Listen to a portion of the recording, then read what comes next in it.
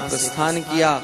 अगले दिन जब मथुरा पहुंचे तो भगवान ने आदेश दिया, क्रूर जी तुम जाओ, मैं जरा मथुरा में जो मेरे भक्त रहते हैं उनसे थोड़ा मिल करके आता हूं। क्योंकि भगवान जानते हैं ना, मथुरा में भी तो भगवान के प्रेम करने वाले हैं, और इसलिए भगवान ने रथ तो रवाना कर दिया और स्वयं पैदल पैदल मथुरा की गली में भ्रमण करने लगे। बाबा नंद और गोप ग्वालों को कहा तुम जाओ और कंस के दरबार में हमारा इंतजार करना, हम आते हैं। बाबा नंद ने कहा कन्हैया एक बात का ध्यान रखना, मैं जा तो रहा हूँ लेकिन इसे गोकुल मत समझना, ये मथुरा है, यहाँ कोई ऐसी हरकत मत करना जिससे हमारे गोकुल का नाम खराब हो। कोई भी काम करो तो बड़े भैया से पूछ करके करना। कन्हैया ने कहा बाबा चिंता मत करो, ऐसा मैं कोई काम नहीं करूंगा, जो करूंगा बड़े भैया से पूछ के करूंगा। और भगवान तो भ्रमण करते करते आ रहे थे। बाबा नंद गोप ग्वाल पहुंच गए यज्ञशाला में। इधर भगवान जब आ रहे थे तो सामने से कंस का धोबी महाराज कंस के कपड़े लेकर के आ रहा था। अब कन्हैया की तो आदत, वो कहावत है ना, जाका पड़िया स्वभाव के जासी जीव सो, नीमन मीठो होए सीच गुड़ घीव सो। श्री महाराज ने वाणी में फरमाया अब नीम को कितना ही घी पिला दो, कितना ही गुड़ पिला दो, पर नीम थोड़ी मीठा होगा। तो स्वभाव था भगवान का, तो सहज ही मांग लिए कपड़े। भगवान ने कहा मांगने में क्या शर्म। कहा महाराज ये कपड़े बड़े सुंदर लग रहे हैं, एक दो हमें दे दो। लेकिन वो है ना, दूध से ज्यादा तपेली गर्म हो जाती है। कंस को तो अभिमान नहीं था, पर कंस के नौकर धोबी को कंस से भी ज्यादा अभिमान था। उसने जो भला बुरा कहना शुरू किया, तुम्हारे बाप दादाओं ने भी ऐसे कपड़े देखे, न जाने कहां से उठ के आ गए गांव के गवार, ऐसे कपड़े महाराज कंस के, और पता है मैं कौन हूं। भगवान ने कहा भैया आपका परिचय तो हमें नहीं पता, आप ही बता दो। मैं महाराज श्री श्री श्री श्री 1008 महाराज कंस के श्री श्री 1008 श्री धोबीराज हैं। कन्हैया ने कहा वाह धोबीराज, आपकी बड़ी उपमा है, बड़ी आपकी महिमा है, हमको आपसे क्या लेना देना, आप तो हमको थोड़े कपड़े दे दो। और धोबी ने कहा जाओ यहाँ से, न जाने कहां से उठ के आ गए, तुम्हारे बाप दादाओं ने भी ऐसे कपड़े पहने। और कन्हैया ने जो सुना बलदेव जी की तरफ देखा, भैया क्या किया जाए, ये तो अपने को छोड़कर अपने बाप दादाओं पर जा रहा है। बलदेव जी ने इशारा किया और बलदेव जी का तो इशारा करना हुआ, लगाना था चांटा, लग गया कराठा। और धोबी का अच्युतम केशवम कृष्ण दामोदरम, अच्युतम केशवम कृष्ण दामोदरम, राम नारायणम जानकी वल्लभम, राम नारायणम जानकी वल्लभम,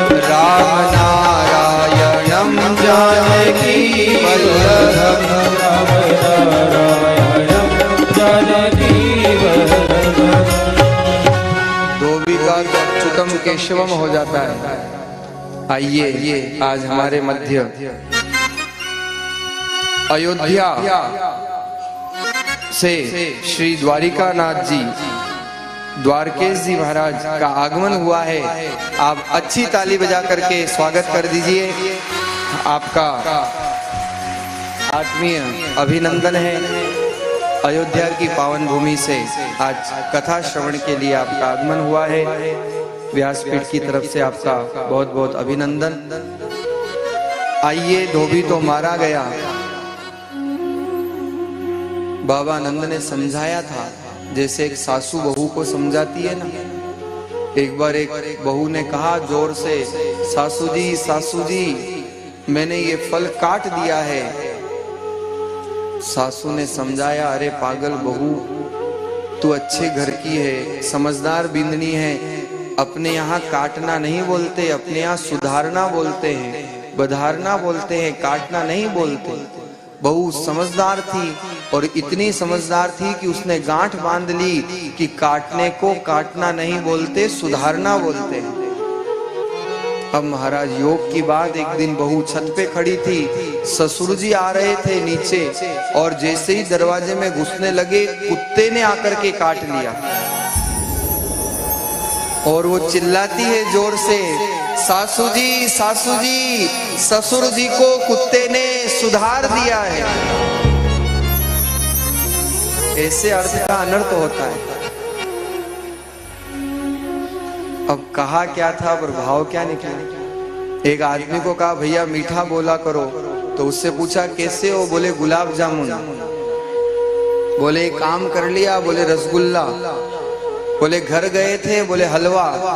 अब मीठा बोलने का मतलब कोई मिठाई के थोड़ी नाम लेने थे। वो धोबी कौन था? वही रामावतार का धोबी, जिसने बहुत उस समय वाच्य दुर्वाच्य कहे। भगवान ने कहा अभी तो मैं मर्यादा के अवतार में हूं, लेकिन हिसाब किताब जरूर चुकता करूंगा। वही धोबी फिर धोबी बन करके आया, और भगवान कृष्णावतार में उस समय का जो हिसाब बाकी रह गया था, इस अवतार में आप पूर्ण करते हैं। पर एक बात तो है, धोबी मर तो गया पर बात सही बोल गया था। अब वो कपड़े कहाँ देखे थे गोकुल में, ऐसे कपड़े शहरों के चमकीले चमकीले कपड़े, जो जहां आए वहीं पहन लिए। कोई माथे पे बांध लिया, कोई हाथ पे लटका लिया, और ऐसी डिस्को ड्रेस तैयार हो गई कि जब चलने लगे तो मथुरावासी हंसने लगे देख देख करके। मथुरावासियों ने देखा कि ये कैसी वेशभूषा है। भगवान ने भी विचार किया कि ये बात क्या है आखिर। इतने में आगे बढ़े तो देखा एक बोर्ड लगा हुआ था, उस पे लिखा था Mathura men's wear and jeans specialist. आप कहोगे ये भागवत में कहाँ है? ये गुप्त भागवत है। एक दर्जी का आंगन था। दर्जी ने भगवान के रूप को देख करके पहले तो विनोद हुआ, हंसी आई, लेकिन भगवान के कपड़े व्यवस्थित किए और भगवान को पुनः वेशभूषा पहनाई। भगवान ने दर्जी को भी आशीर्वाद दिया, जाओ कलयुग में तुम्हारे भी आनंद होगा। आजकल दर्जियों के तो आनंद ही है, और फिर दूल्हा हाथ लग जाए तो परम आनंद हो जाता है। भगवान की वेशभूषा